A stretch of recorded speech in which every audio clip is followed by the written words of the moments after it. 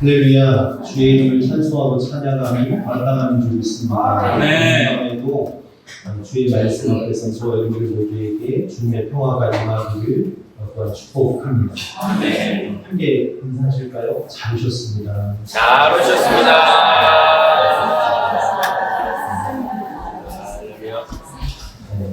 그 은혜교회 찬양 부르시죠? 네. 우리 마음을 잘 열어주신 것 같아서 참 감사하고 하나님께서 무엇을 기뻐하시겠다 생각합니다.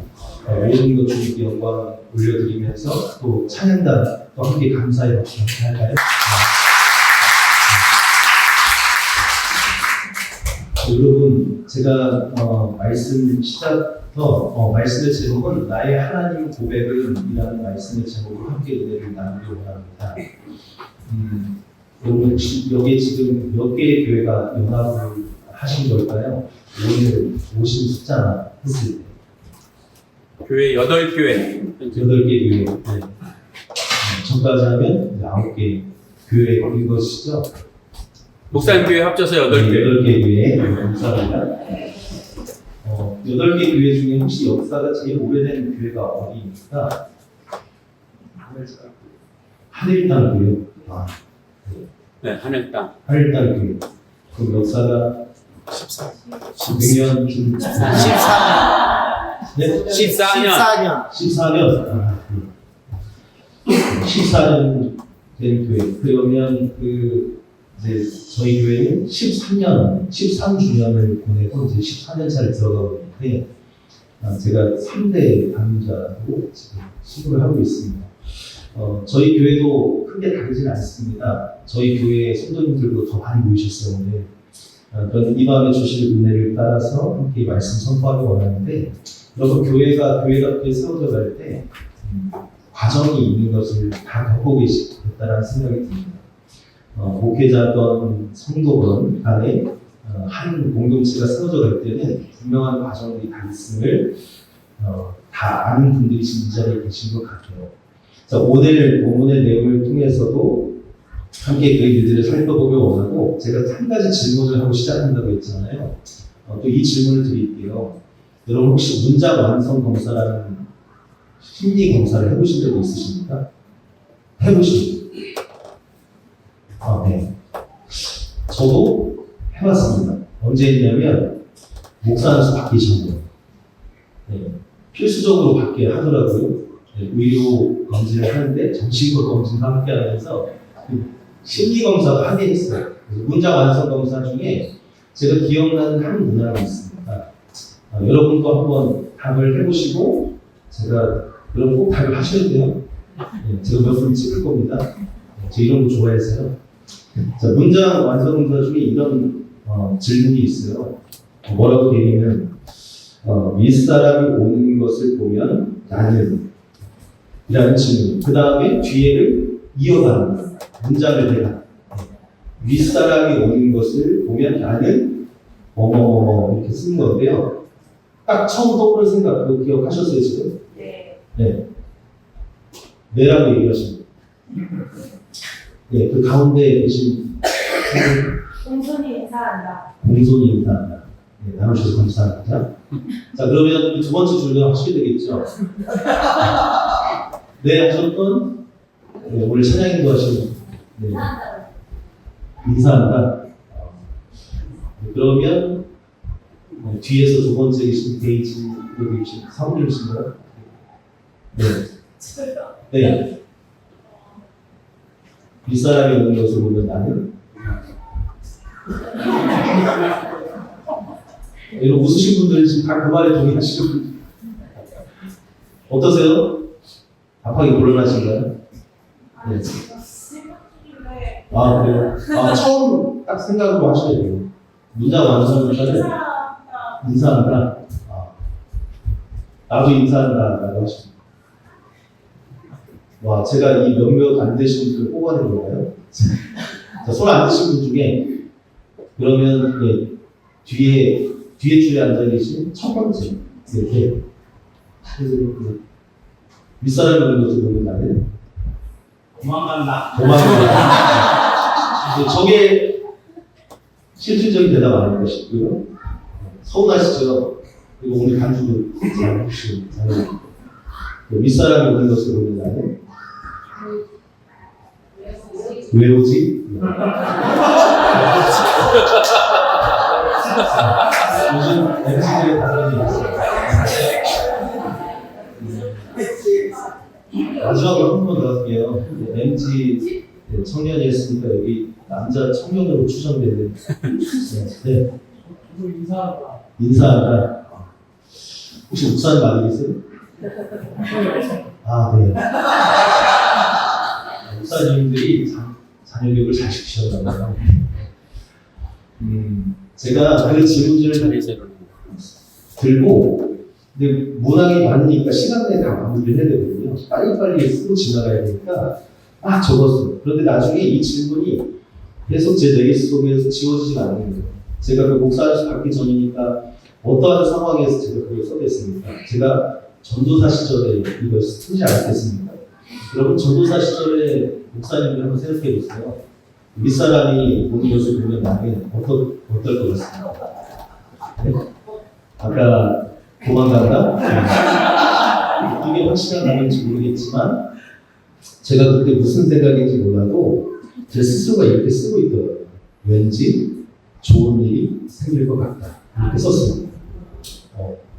제가 좋은 얘기가 기억하겠죠. 의미는 뭘까를 나중에 한참을 생각했어요. 그것을 이 심리 상담하시는 분이 어떻게 해석하고 받아들일지 모르겠어요. 저도 아직 그것을 전문적으로 배운 것은 아니기 때문에 모르겠으나 부정적인 이미지는 아닐 것으로 생각을 해보았습니다.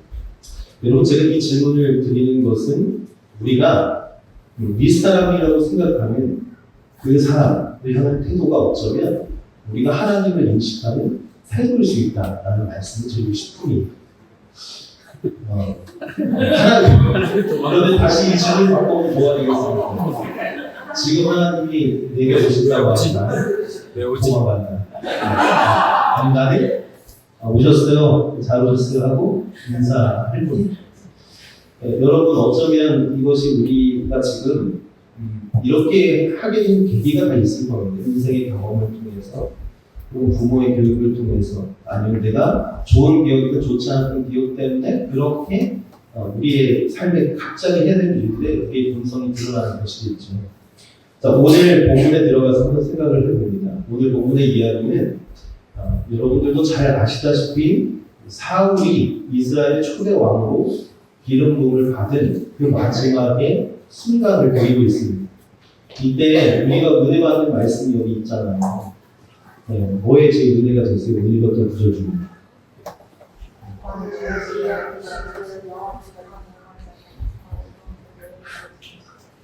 네? 23절 말씀 아니에요? 나는 너희를 위하여 기도하는 쉬는 죄를 여호와 앞에 결단하고 범하지 아니하고.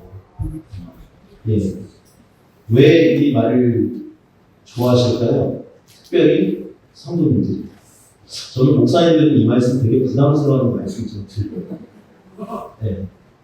각기 입장에 따라 다릅니다. 근데 성도님들이 목사님들을 생각할 때, 이 말씀을 기준으로 많이 평가를 하는데, 죄송하지만 실제입니다. 그러다 보니까 이것이 부담이 되든 아니면 이것을 기준으로 목사님들을 평가하는 나의 모습을 발견하기도 하는 것이 이 부분일 수도 있습니다. 그런데 여러분, 이 말씀에는 비밀이 있다라기보다는 이 문맥의 구조가 무엇인지를 함께 깨달으면 더 은혜로운 신앙생활을 할 수 있다고 말씀드리고 싶어요. 여러분, 앞서서 시작은 이 12장의 마지막은 8장으로부터 시작이 됩니다. 여러분, 성경책에 있으면 8장 1절만 읽어보시겠습니다. 8장 1절입니다. 이 물을 제가 마십니다.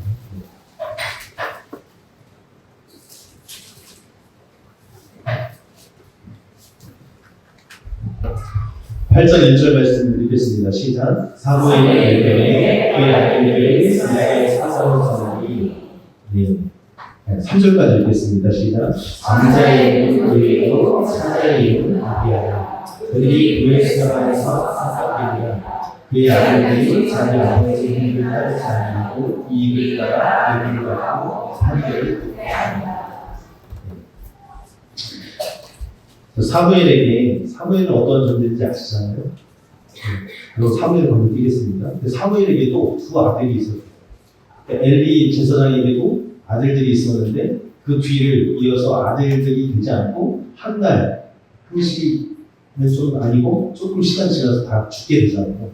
그리고 이후에 이스라엘 사사로 세워지니까 그런 제사장의 직무를 감당한 다음 세대는 사무엘로 이어집니다. 사무엘에게 두 아들들이 있었대요. 그 이름을 보니까 요엘, 그 요엘의 이름의 뜻은 여호와는 하나님이시다라는 뜻이고 아비야라는 또 다른 아들이 있습니다. 여호와는 나의 아버지이시다라는 이름의 뜻을 갖고 있습니다. 이 훌륭한 이름을 물려받았음에도 불구하고 부모가 자식의 이름을 함부로 짓는 분들이 거의 없을 거예요. 그리고 그 이름을 지을 때 얼마나 고민합니까? 하나님께 이렇게 쓰임받기 원하면서 기도하면서 그 이름을 지어주지 않습니까? 그 이름대로만 되면 인생이 참 잘 될 것 같은데 이름대로 풀리지 않은 사람들의 이야기가 참 많은 게 성경입니다. 여러분 나만이 그런 게 아니라 성경의 인물들도 그런 사람이 많다는 이야기를 드립니다. 여러분 심지어 사무에 그렇게 훌륭한 아버지인데 당연히 훌륭한 아들들이 있을 줄 알았는데 이 아들들이 어떻게 했대요? 자기 아버지의 행위를 따르지 않고 이익을 따라서 뇌물을 받고 판결을 듣게 합니다. 아베이. 여러분 그러니까 또 이 말씀을 읽을 때 우리는 무슨 생각을 가지고 합니까? 좋은 목회자의 판단 기준은 자식이 인사 잘 지내는 목회자 이렇게 하고 있지 않으세요? 여러분 그리고 나서 이게 벌어진 사건은 무엇이냐면 이스라엘 백성들은 계속 왕을 구하고 있었습니다. 사사시대 약 450년, 총 350년에서 400년의 시간 동안을 이스라엘이 계속 아쉽게 붙들고 있었던 건 뭐냐면 주변 나라들처럼 우리도 왕을 주십시오라는 것을 계속 시도를 해요. 여러분 그러면 사울이 첫 왕인데 그 전에는 왕에 대한 시도가 전혀 없었을까요? 사람들은 왕을 원합니다. 대표적으로 누구에게 왕이 되어달라고 얘기하냐면 사사 중에 누가 왕이 되길 바랄까요? 여러분 사사들 중에 기억나는 사사 있으세요? 기왕이면 누가 왕이 되면 잘할 것 같으세요? 사사 중에 여러분 기도원 생각나지 않으세요? 300용사 거느리고 그 큰 싸움을 이겨낸 기도원 그가 큰 승리를 거둡니다. 말도 안 되는 300명과 14만 5천 명의 싸움을 이겨요. 여러분 그러면 그 사람이 왕이 되면 될 것 아닙니까요? 그런데 기도원은 왕이 되지 않겠다고 거절해요. 그런데 그 이후에 누가 일어난 줄 아세요? 기도원이 70명의 아들이 있었는데 그 중에 한 명이 자기가 왕이 되겠다고 해요. 그리고 나머지 형제들이 다 죽습니다. 여러분 이게 사사기 기도입니다. 여러분 그리고 기왕이면 누가 왕이 됐으면 좋겠을까요? 삼손이 왕이 되면 좋지 않았을까요? 힘이 셌습니다. 그런데 삼손의 말로도 그리 좋지 않았던 것을 우리는 알고 있습니다. 여러분 왕이 되려고 하는 시도를 하는 사람들도 있었지만 결국 이스라엘은 사울이 왕이 되기까지 왕이 없는 그 부족 국가로 부족의 연맹체로 존재했던 게 사실입니다. 그러니 이 사무엘상에 들어와서 사무엘에게 기대를 걸다가 사무엘이 나이 들어서 늙으니까 다음을 이어갈 그 다음 세대를 바라보니 여전히 다시 왕을 구하고 찾는 이 이스라엘 백성을 보게 되는 거예요. 그들의 명분은 확실했습니다. 그리고 사무엘도 거절할 수 없었습니다. 이 과정에서 사무엘 기분이 안 나빴을까요? 나빠합니다. 성경이 기록합니다. 예. 그런데 이렇게 화날 법한 사무엘에게 하나님은 왕을 주겠다라고 백성들을 바라보고 시켰습니다. 그래서 그 말을 듣고 사무엘도 기분 나쁘지만 누구의 말입니까? 하나님 말씀이니까 그대로를 전합니다. 그러면 백성들은 이후에 사무엘을 기다리겠습니까? 아니면 세워질 왕을 기다리고 있겠습니까? 세워질 왕을 기다리고 있겠죠. 그러니 사무엘을 누군가가 만났대 이러면 어떤 징조일까요? 아, 저 사람이 왕이 될 후보 중에 한 사람일 수 있겠다는 생각이 들지 않겠어요? 그 과정 속에서 말씀에 드러나는 게 무엇이냐면 사울입니다. 자기 아버지 잃어버린 암나귀를 찾으러 종 하나를 데리고 길을 떠납니다. 그 길을 가서 사무엘에게 갔는데 찾지 못했을 때 이제는 아버지 목전에 돌아가자는 말을 해요. 그런데 그 따라갔던 종이 이곳에 하나님의 하나님의 선지자가 있다고 하는데 그에게 가서 물어보면 어떨까요? 그래서 찾아가서 그런데 가진 게 없어서 어떻게 하냐라고 했을 때 종이 자기에게 가지고 있는 지금 한치 품삯 정도의 그 품삯이 자기에게 있다라고 하면서 그것을 주인에게 쥐어주면서 이것을 가지고 찾아내는 게 어떻겠냐라는 이야기를 합니다. 그래서 만남의 성사가 됩니다. 그런데 이 만남에서 하나님은 이미 사무엘에게 내일 이맘때쯤에 내가 사람을 보낼 거야. 이걸 알게 하세요. 그래서 갔더니 만나게 되는 거예요. 우연을 가장한 약속된 만남처럼 만나게 됩니다. 그럼 거기에서 사울은 무슨 소리를 듣게 됩니까? 네가 찾고 있는 암나비들을 찾았다는 소식. 그리고 오늘 이 저녁에 그 자리에는 이미 30명의 유력자들이 모여 있었는데 초대받은 사람들 사이에 네가 가장 상석에 앉게 되는 그 일들을 갑자기 경험하게 됩니다.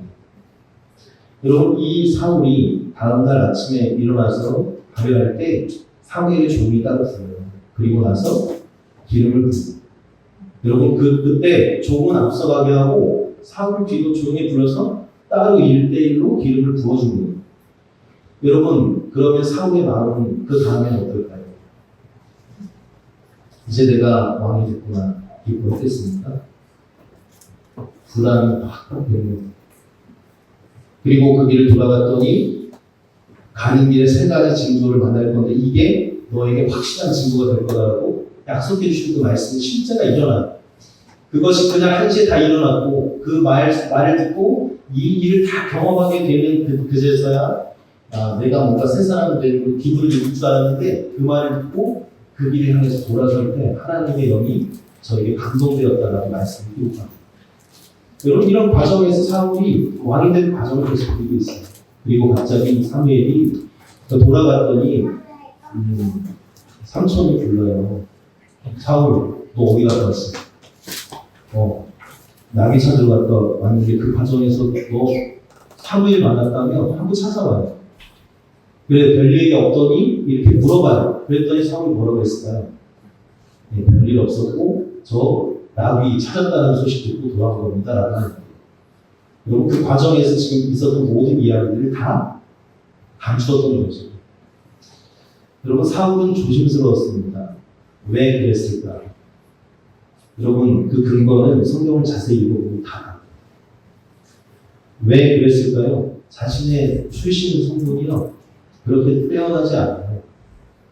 유력자라고 하는 기스의 아들로 태어나긴 했지만 12지파 중에 놓고 보면 베냐민 지파는 가장 작아진 지파였어요. 처음부터 작아진 게 아니라 이스라엘을 대표하기에는 이미 소멸될 뻔하다가 다시 회생된 지파거든요. 사사기를 읽어보면 이유가 합니다. 기부와 범인들이 불량배들이요 레위인의 척을 좋지 않게 하는 그 일로 인해서 레위인이 돌아가서 이 자기 아내의 죽은 시신을 12지파에 흩어보내고 소집한 일. 그로 인해서 연합군 40만 명이 일어나서 베냐민 지파를 쳐요. 2번까지 집니다. 심지어 숫자적으로 당연히 이길 싸움을 2번까지 쳐요. 세 번째에 거의 멸절하기까지 이릅니다. 살아남은 자가 600명밖에 되지 않은 지파가 베냐민 지파였어요. 여러분, 지금 사무엘이 왕을 뽑겠다고 했어요. 하나님을 주시겠다고 했어요.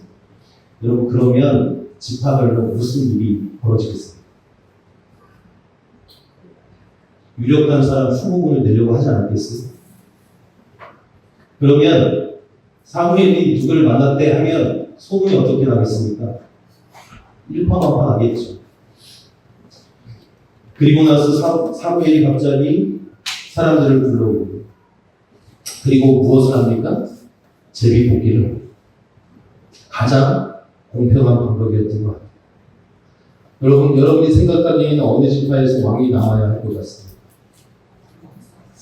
유다 지파요? 결론적으로 말하니까 유다 지파일까요? 어느 지파요? 에브라임 지파. 왜 그렇습니까? 에브라임 가운데 가장 유명한 출신이 누가 있어요? 에브라임 가운데 대표자.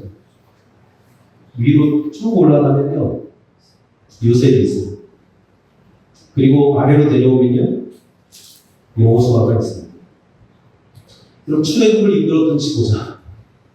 네, 지금 요셉과 그리고 모세의 뒤를 이어서 그 통치권을 가지고 수많은 전쟁에서 이겼던 그 지도자 여호수아가 에브라임 지파 출신이라면 여러분 에브라임 지파가 목소리를 내고 한참 될 수 있지 않겠습니까? 숫자적으로 뒤지지 않았어요. 유다 지파는 인구는 제일 많았습니다. 병사가 많았고 그리고 훗날 남과 북으로 갈렸을 때 중심이 남은 유다 지파 위로는 에브라임 지파가 첫 번째 왕이 되는 그런 비하인드가 있는 거죠.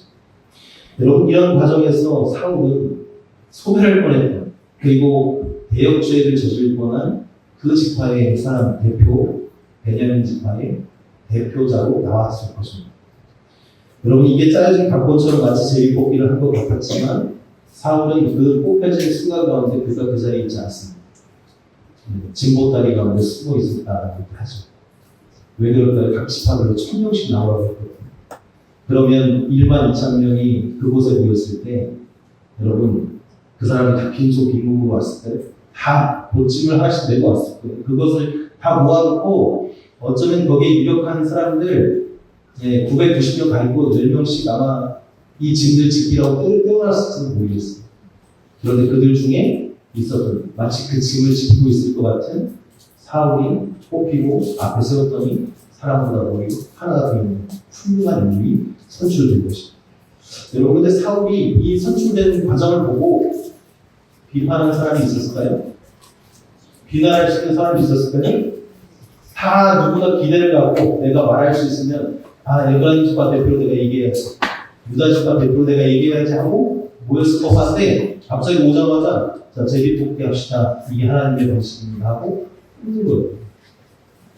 그리고 나서 그곳에 사울을 세우고 그때의 말씀은 무엇이라고 하냐면 사무엘은 백성들을 다 자기 살 곳으로 돌려보고 그때 마음에 감성된 유력한 자들이 사울을 따르는 사람들이 일어났다. 그러니까 베냐민 지파 출신뿐만 아니라 다른 지파 사람들도 이 되어진 일에 대해서 하나님의 섭리다라고 인정하는 사람들은 그 길을 따라 나섰다는 이야기가 있는 것이죠. 그런데 거기에 다 100%가 있습니까? 없죠. 그래서 비판하고 비아냥거리는 사람이 있었습니다. 그리고 사울은 왕이 돼서 무엇을 했습니까? 사울은 농사를 지었습니다. 소를 끌고요 밭에 가서 일을 하고 있습니다. 뭐가 다른데요? 왕이 됩니다. 사람들은 왕이 해달라고 했어요. 우리를 대표해서 나가 싸워달라고 왕을 뽑아놨는데 왕이 여전히 동부로 살고 있는 거예요. 그럼 답답합니까? 안 답답합니까? 답답하지 않았겠어요? 그런데 사울은 묵묵히 그 일상을 살아갑니다. 여러분 내가 왕으로 지금 뽑혔어요. 그런데 별로 좋지 않은 얘기가 딱 들려요. 그럼 어떻게 할까요? 내 성격 같아서 너 조용히 일어나. 이건 신사적인 거죠. 조용히 일. 당장 파업해라 이렇게 하지 않겠어요? 그런데 그러지 않았습니다. 사울은 오히려 잠잠했습니다. 그리고 그 이후에 한 사건이 벌어지는데 암몬 족속이 지금 요단 서편에 있던 이 지파들의 세력 가운데서 좀 요단 동편 땅에 암몬 족속이 침략했다는 소식을 듣는 거예요. 도움을 요청합니다. 그런데 이 도움을 요청한 이 사람들이 먼저 무엇을 하냐면 우리를 살려달라고 당신에게 조공을 바치겠노라고 약속을 먼저 해버려요. 그런데 이 약속이 받아들여집니까? 받아지지 않습니다.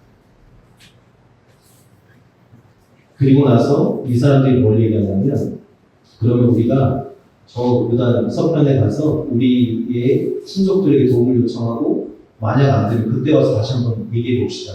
왜냐면 요구하는 게 뭐냐면요. 너희들 한쪽을 다 뽑고 나서야 내가 너희들의 청을 받아주겠다고 해요. 모욕을 당합니다. 그리고 찾아와요. 누구를 찾아왔을까요? 여러분 도움을 요청하려면 이때 누구를 찾아가야 됐습니까? 왕이요. 누구요? 사울이요. 그런데 누구를 찾아갑니까? 동네 사람들을 봐요. 그리고 그 이야기를 전해요. 사울이 듣지 않았어요. 그런데 사람들이 울고 있는 거예요. 이 이야기를 들은 친족들이. 그러다가 밭에서 일을 하고 돌아오던 사울이 이 모습을 보고 물어요. 무슨 일이야? 왜 물어? 했더니 이러한 과정의 일련의 사실을 알게 된 거죠. 그때 사울이 자기가 끌고 있는 한 쌍의 소를 잡아서 찢어서 이 지파에 보냅니다. 누구든지 지금 거병하지 않는 지파는 너희들의 소들이 내 소와 같이 될 것이다라고 마치 선포를 해버려요. 징병을 알린 거죠. 그 말을 듣고 소집한 자가 33만 명.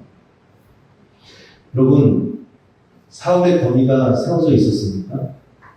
아니요, 세워지지 않았습니다. 왕이 되었어도 왕으로 인정받지도 못했습니다.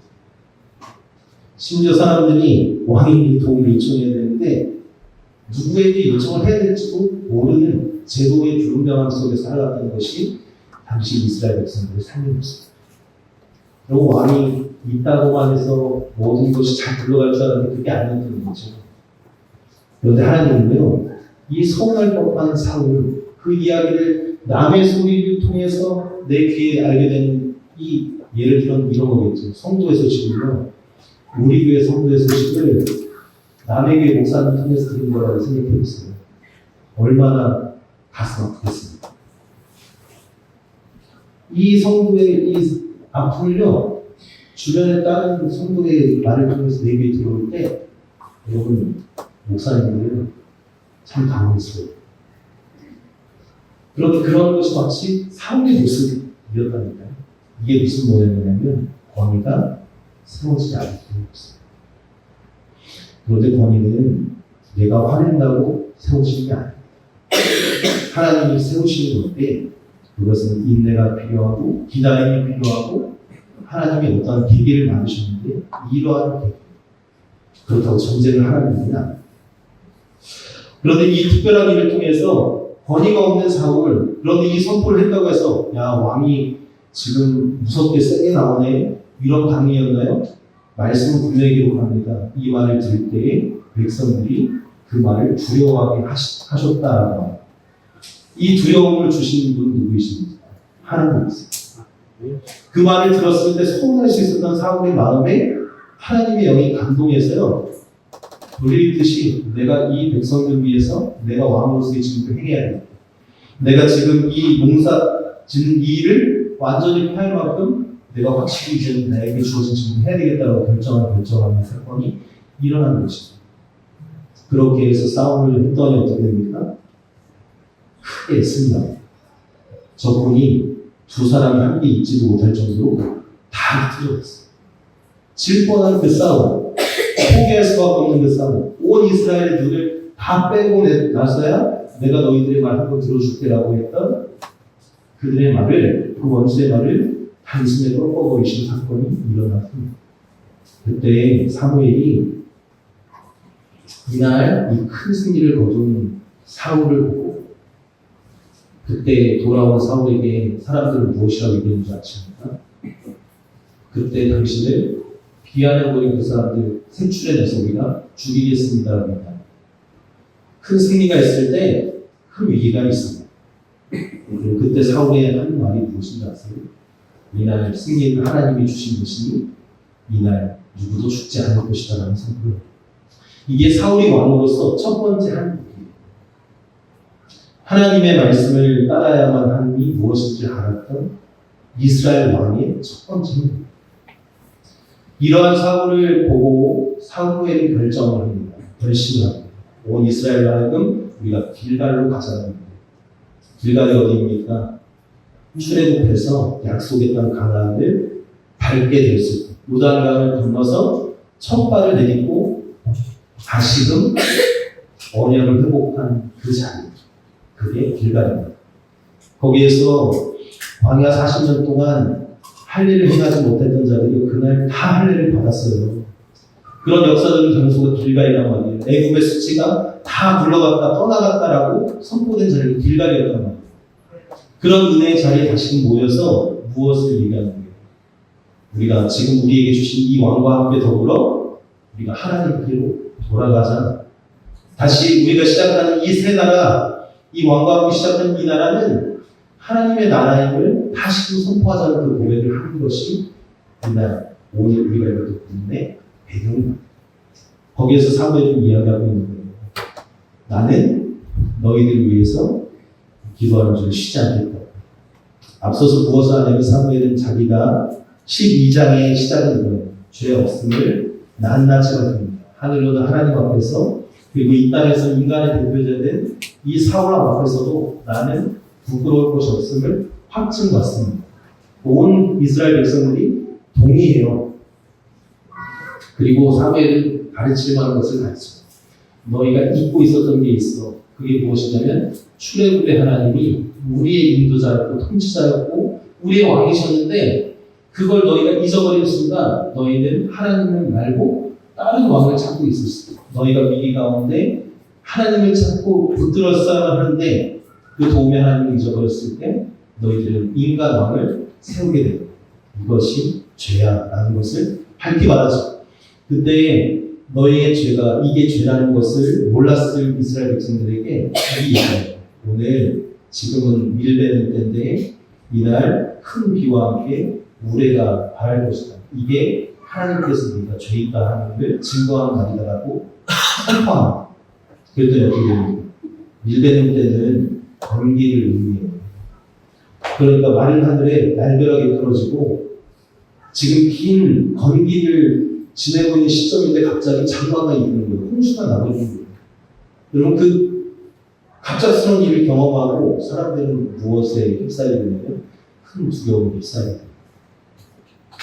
그때 사무엘은 이 말씀을 하는 것입니다.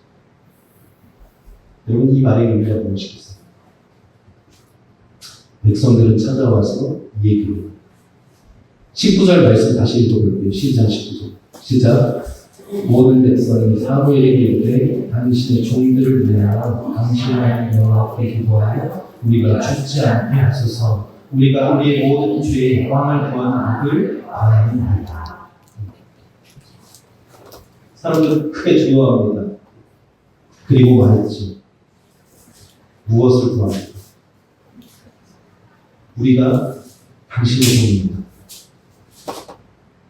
지금 누구를 향해서요? 사무엘을 향해서. 그리고 또 무엇을 얘기합니까? 당신의 하나님 여호와께 구해달라고 기도해달라고 했어요. 여러분 구약에서는 이런 일들이 많습니다. 여러분들은 그리스도인입니까? 그리스도인이시죠? 네. 여러분 구약의 율법에만 국한된 신앙생활을 하지 않기를 권면합니다. 여러분 제가 오늘 말씀에서 나의 하나님 고백은 우리라고 합니다. 여러분 지금 이 백성들은 두려움에 쌓인 이 사람들은 지금 무슨 얘기를 하고 있는 것이에요? 나의 하나님을 구하는 게 아니고요. 사무엘 당신의 하나님은 신실하신 것. 그럼 나의 하나님은? 내게 하나님이 없는 것 같은데. 내게 있어서 하나님은 자식이 없는데. 이런 말을 하고 있는 것을 들리지 않으세요? 여러분 한 선교사님이 그 해외에 집회를 하러 강사로 나가셨어요. 그런데 그곳에서 열심히 집회를 하고 밤에 뜨겁게 기도하잖아요.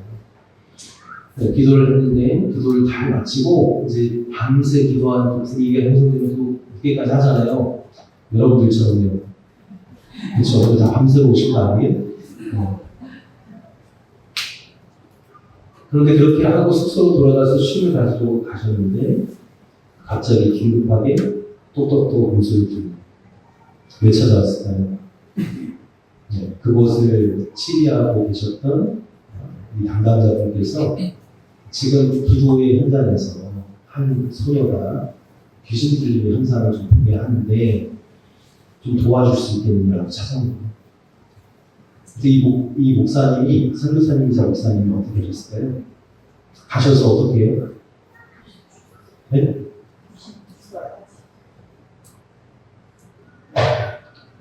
손을 얹고 기도해 주셨을까요? 여러분 그걸 기대 안 했지만 그걸 하지 않으셨어요. 무슨 일이 벌어질까요? 큰일 났네. 이런 생각이 드세요? 그때 선교사님이 그런 얘기를 하셨대요. 자매님, 제 목소리 들리세요? 들린대요. 그럼 지금 어떤 상황일까요? 뭐 이렇게 지금 제가 원하지 않는데 이런 좀 좋지 않은 말들이 자꾸 나온다. 뭐 이런 얘기들 반을 하는 거예요. 그때 자매님 제 목소리 들리면 제 기도 따라해 보시겠어요? 라고 하는 거예요. 그러면서 예수님의 이름으로 기도하는 것을 말하고 따라가. 그 이후에 무슨 일이 벌어졌을까요? 그 자매는 그 악한 것으로부터 도움을 받는 역사를 경험합니다. 여러분 이게 무슨 말씀을 드리기 원하느냐면 여러분 우리가 신앙생활 한다면서 뭔가 풀리지 않는 일 혹은 뭔가 내가 시험당한 일 같은 게 있을 때 여러분 누구를 만나야만 해결되겠다라는 큰 생각이 듭니다. 담임 목사님은 그런 믿음대로 가세요. 그런데 여러분에게 분명하게 드리는 것은 예수 그리스도 그 이름의 능력이 나의 믿음의 고백이 된 그리스도인이라고. 여러분 예수님의 십자가와 부활이 나의 주인이 당신이십니다 라고 하는 그 고백이 확실하신 분들이라면요 마땅히 그렇게 기도하실 수 있어야 하는 것입니다. 여러분 이날 이 백성들이 사무엘의 하나님 그분에게만 뭔가 능력이 있는 것처럼 구하고 있습니다. 하나님은 한 번도 저들을 나의 백성이라고 한의하신 적이 없습니다. 그때 사무엘은 얘기합니다. 너희가 만약에 돌아서서 유익하게도 못하고 구원하지도 못하는 헛된 것을 따르지 말고 우상숭배하지 말라는 겁니다. 하나님 위에 다른 것 찾지도 말고 그리고 하나님 너희가 이것을 기억하라고 하는데 여호와께서 너희를 자기 백성으로 삼으신 것을 기뻐하셨으므로 여호와께서는 그의 크신 이름을 위해서라도 자기 백성을 버리지 아니하실 것이다. 할렐루야. 주님은 바로 그러한 주님이세요. 여전히 우리의 하나님 되심을 믿으시기 바랍니다. 저들이 비록 죄 가운데 있었을지라도 그때 사무엘은 고백을 하는 것입니다. 그리고 목사님들도 많이 부담스러우셨다면 우리 이 말씀이 위로가 되고 묶임이 풀어지는 은혜가 되기를 축복합니다. 나는 너희를 위하여 기도하기를 쉬는 죄를 여호와 앞에 결단코 범하지 아니하고 선하고 의로운 길을 너희에게 가르칠 것이다 라고 말합니다. 여러분 이날 이 선포가 왜 사무엘이 이 순간에 해야 하고 있을까요? 사무엘에게는 세 가지 직무가 있었어요. 사사로서의 직무, 선지자로서의 직무, 제사장으로서의 직무를 다 했어야 되는데 이제 인간 왕이 하나님께로부터 세워진 왕이 나왔어요. 그러다 보니 어떻게 됩니까? 이 권위라는 것이 나눠져야 되는데 사사는 재판을 하는 임무를 가지고 있어요. 행정적인 치리를 해주는 임무를 가지고 있어요. 그것을 다 누구에게?